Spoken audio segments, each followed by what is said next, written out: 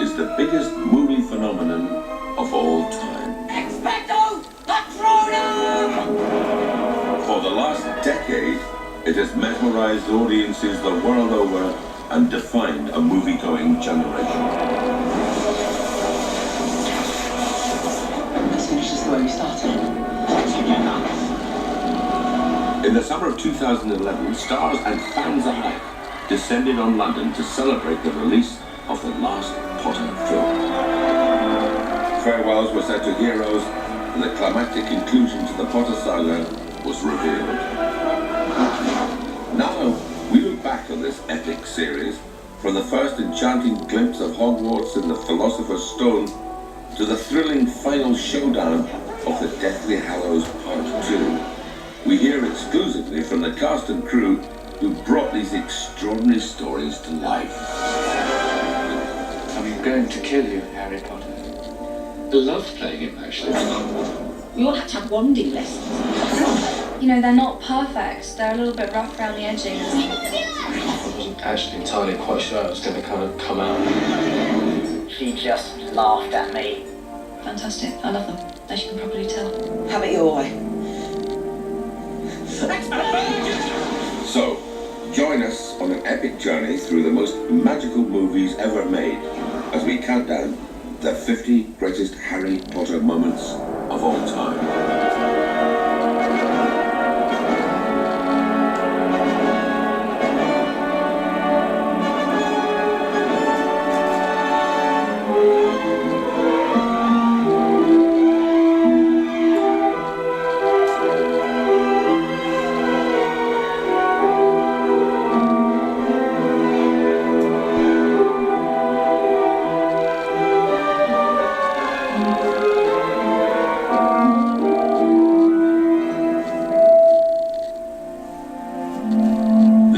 Began when three young actors were brought together to bring a literary sensation to life. Since then, the films have smashed box office records and made national treasures of its stars. Now, there are an awful lot of moments to choose from, so let the countdown commence.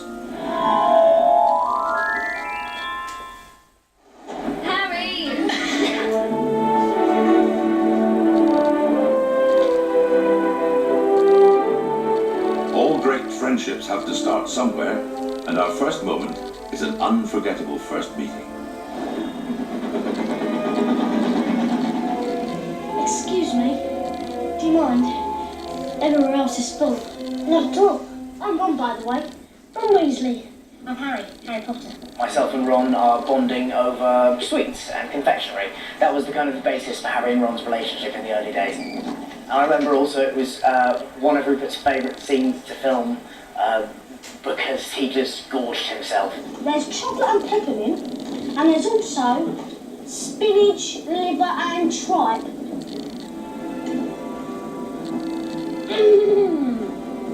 So, has anyone seen a toad? A boy named Neville's lost one? No? When you first meet the three principals on the Hogwarts Express in the first film, when the first time they're ever together, they get it right. You really feel that they are them. Are you sure that's a real spell? Well, it's not very good, is it? Hermione comes and kind of stops the party a little bit. I remember feeling quite nervous when I did that scene. Oculus Reparo. Holy cricket! You're Harry Potter! I'm Hermione Granger. I remember I ad-libbed, I think, Holy Cricket, which Chris Columbus thought was hilarious at the time and couldn't understand where I got it from, but he seemed to like it, so that was good. And you are? Ron Weasley. Pleasure. Initially, Ron doesn't like Hermione at all. She thinks she's kind of snooty and annoying, and yeah, they don't kind of get on straight away. It wasn't love at first sight, definitely.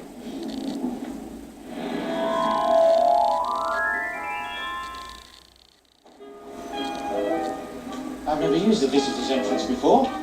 Should be fun. The thing about the first view of the Ministry of Magic is that you know that there have not been any corners cut. That is as big as you can make it. Welcome to the first glimpse of the Ministry of Magic, a huge moment in the world of Potter.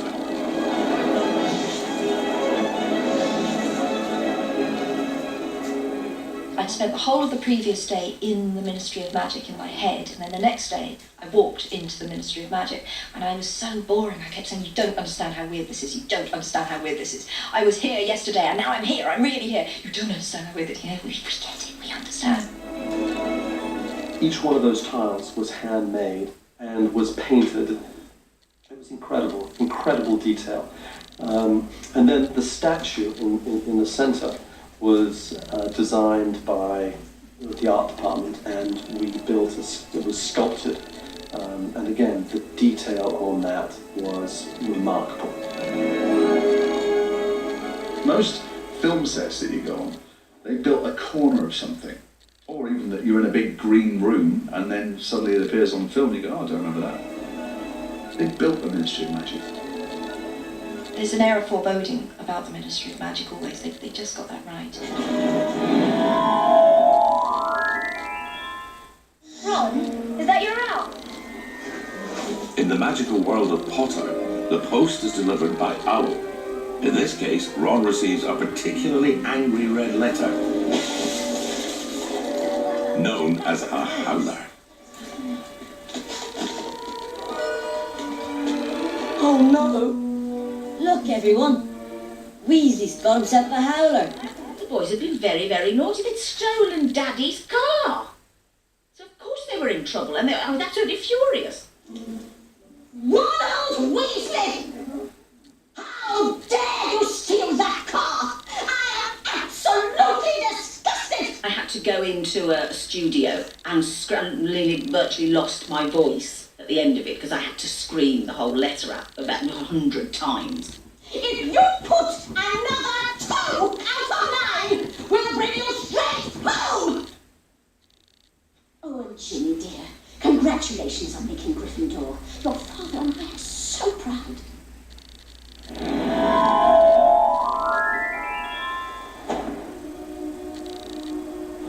The Mirror of Erised, which is desire spelled backwards, shows whoever looks into it whatever they most want in the world. Mum?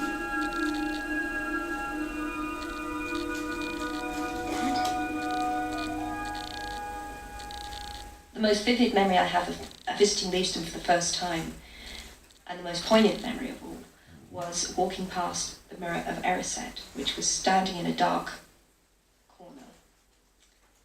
And this is going to sound so incredibly corny, but I did literally turn and look at myself in the Mirror of Erised, and I was standing there, a published author, on the set of the adaptation of my novel by a British crew,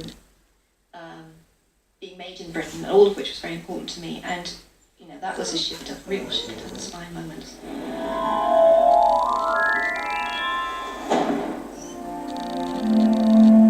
This is from the penultimate film. A mature Harry and Hermione have been left alone by Ron and are both in need of someone to lean on.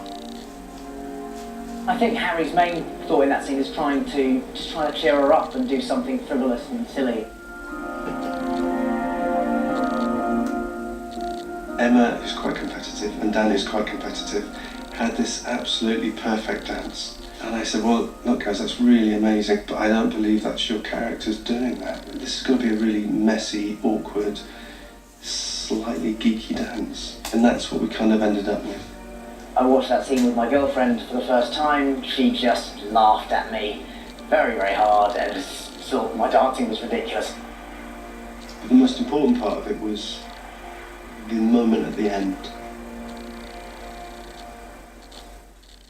And you go, uh-oh, here we go. And they don't.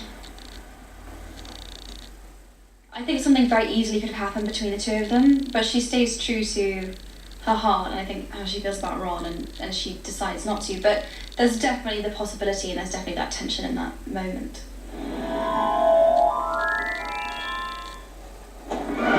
Yes, it's the nation's favourite house servant, one of the most loved characters in Harry Potter. It's Dobby, the computer-generated elf. of his many acts of mischief, this was the one that first endeared Dobby to the world. Dobby, get back here. Dobby must do it, sir. For Harry Potter's own good.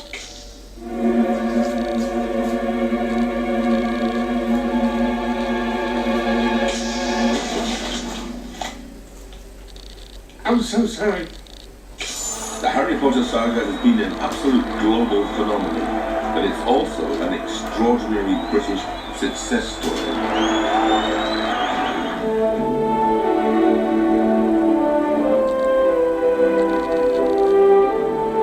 Professor Dumbledore. Professor McGonagall. One of its defining qualities is its cast, the greatest roll call of British acting talent ever assembled on film.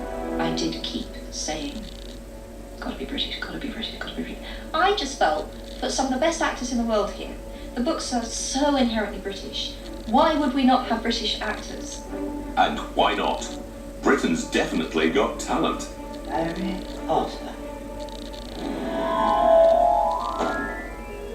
Now, Harry Potter's first dramatic turn towards a dark side began here, when Harry encountered some supernatural fare dodgers. Why are we stopping? Can't be there yet. You know, you feel them before you see them. Everything freezes, they drain the life out of everything that they come into contact with. You never quite know what's under the cloak, in either the book or the film. You know there's something horrible under there, you know it's not a ghost, you know it's at least partly physical, but you know it's not human.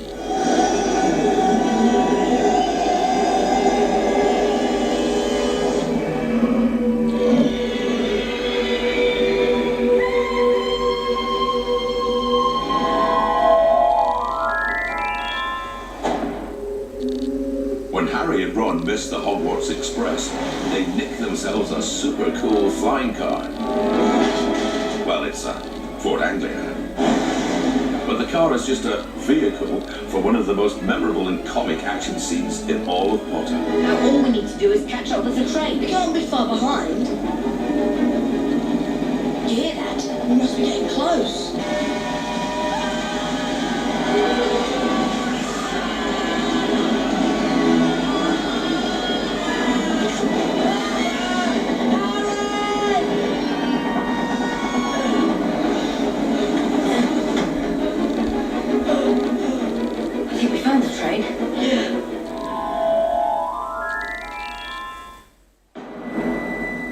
Next up, our first moment from the final film. Neville Longbottom defends Hogwarts from Voldemort's evil army. Easy enough while it's protected by a gigantic invisible force field. It's a great film for Neville. He spent the last 7 years being a sort of bumbling wannabe hero, and this year he finally steps up. Yeah, he's been a bit of a hero, and he's got this attitude that's going to get him in a lot of trouble if he can't get away from him in time.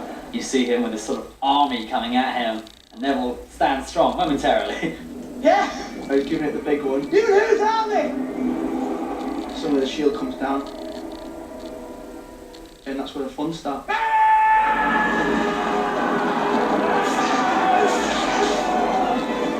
We built a bridge at Pinewood Studios. We had one take at it because it was our last day at Pinewood. We had to be out that night. I had a lot of stuff to remember to run, to do this look, drop out the way at the right time, then get out the way of the actual bridge collapsing. I was terrified, absolutely terrified, but we got it, That went well.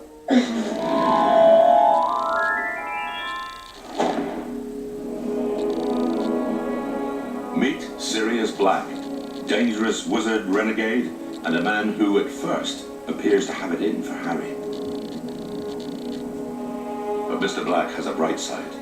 Godfather he may be, but he fights at the side of good. Get away from my godson. Gary is pretty much the best England has to offer. I think he's just a wonderful, wonderful actor. I want to go with you, one day perhaps. For some time my life will be too unpredictable. There is a real bond between myself and Gary, and we've stayed in contact.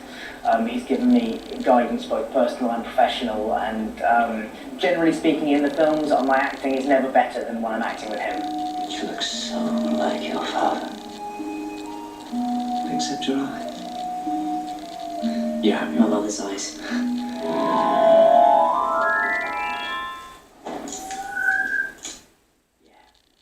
I'm still here. Frustrated by their battle against Voldemort, here an exhausted Harry and Ron turn on each other. What's wrong?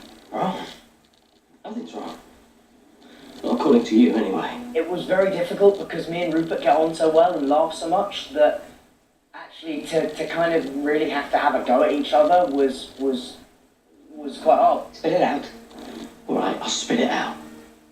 But don't expect me to be grateful just because now there's another damn thing we've got to find. Then, of course, he sees Harry with kind of getting quite close with Hermione, and all this kind of paranoia and doubt, and yeah, so it just kind of erupts. Your parents are dead.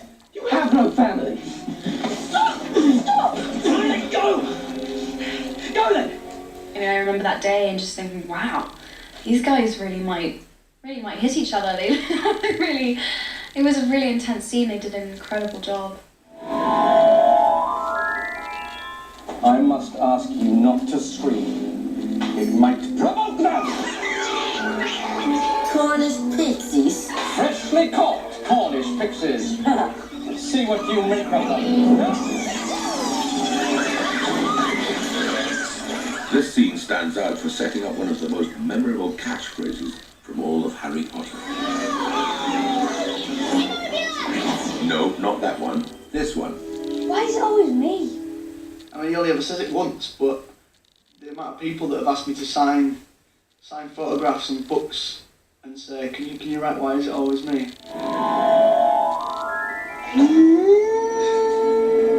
Being turned into a werewolf was great. It was one of my dreams. It really was when I was a kid. It's not something I ever thought I would actually get to do in a major motion picture.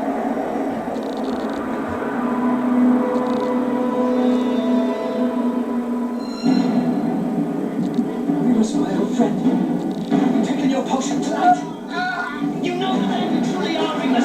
This heart is where you truly live. This heart here. I watched it again recently, and it's and it's something you can. It's very strange actually. It's a little trippy to see your face transform in a matter of seconds into that of a wolf. But I was very pleased with it up close. Professor Lupin.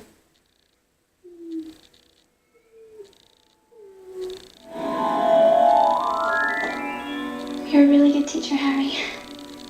This is a moment that broke teenage hearts all over the world.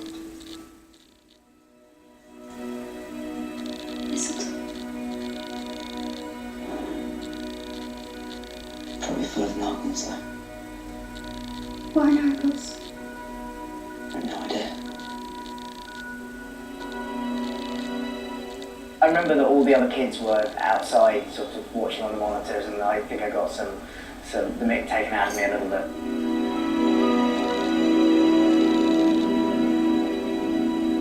'80s, very beautiful, and that was quite, that's fun. This is a nice part of your job as an actor. Occasionally you get to kiss very attractive women.